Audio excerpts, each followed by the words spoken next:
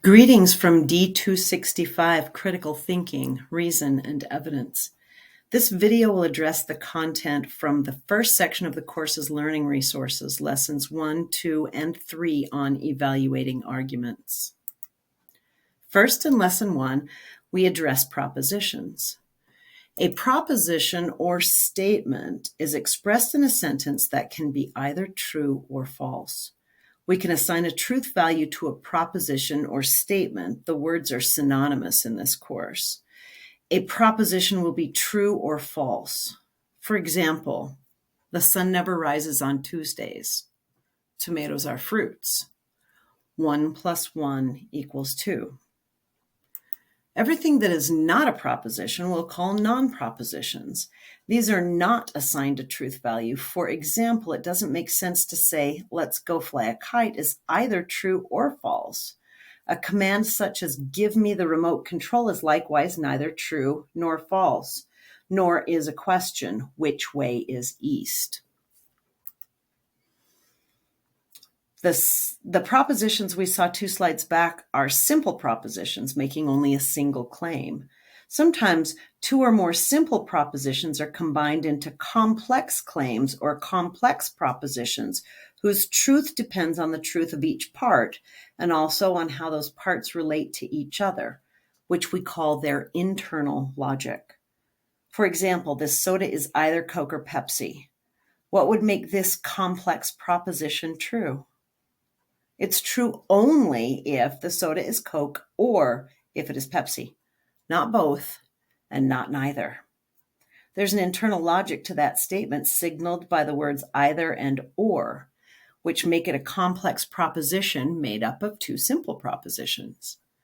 Another example of this, only with a different operator, and, is this: she has brown eyes and brown hair. Think what would make this statement true. It is true only if both her eyes and her hair are brown, not if only one of those 2 features is brown and the other is another color altogether. Here's yet a third complex proposition, this one utilizing an if-then operator. If there is smoke, then there is fire. This complex proposition claims that the presence of smoke entails that there is fire, and this claim's internal logic dictates that it is true only if smoke is accompanied by fire. This brings us to lesson 2, where we see how propositions play a role in arguments. A proposition may play the role of a premise in an argument, or it may be an argument's conclusion. Arguments are units consisting of one or more premises and a conclusion, where the premise or premises are intended to provide rational support for that conclusion or reasons for one to accept that conclusion. A premise is a statement supporting or giving evidence for a conclusion. There may be one or more premises in an argument. A conclusion is the statement supported by the premise or premises.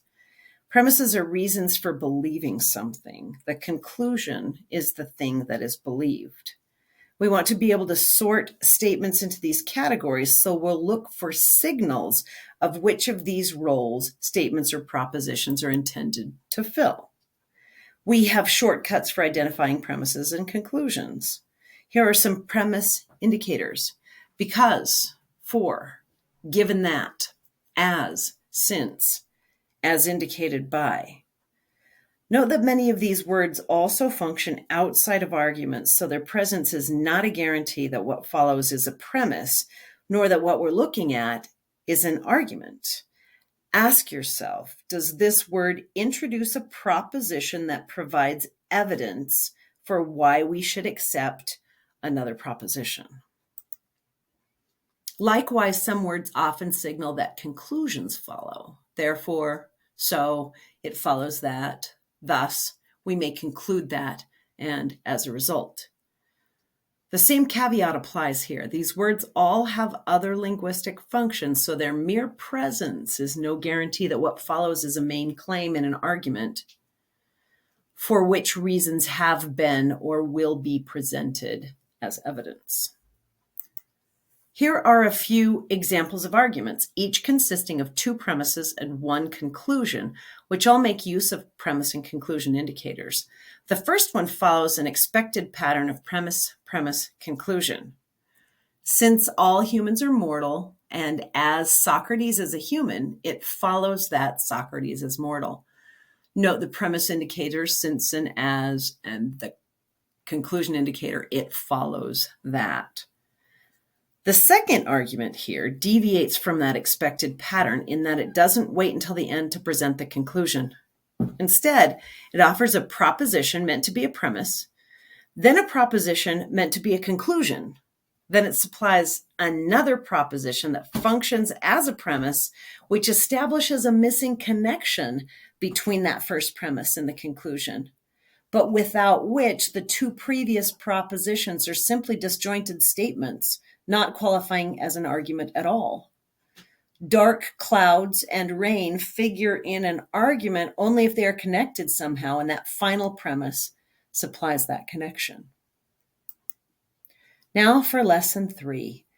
Anything that is not an argument is then a non-argument. Remember, an argument is a unit consisting of one or more reasons called premises for accepting a conclusion. An argument is a unit of reasoning. Another word for argument in logic and critical thinking is inference. But there are plenty of propositions or statements that don't occur in arguments at all, that play no role in inferences. These include, among others, explanations such as causal claims, stories, and sets of statements on a theme but without an inference. An example of the first: Rory was late for work because she missed the bus. This is a causal explanation, but no argument is present here. Rory's missing the bus is not offered as a piece of evidence that supports the claim that she was late for work. The second, Aristotle was born, he lived, then he died. This is a series of statements that may figure in a story, but they are neither premises nor conclusions in an argument. And the last, roses are red, violets are blue, oranges are orange, are all claims or propositions, but they do not function in inference or argumentation. Thanks for joining me today to learn about evaluating arguments.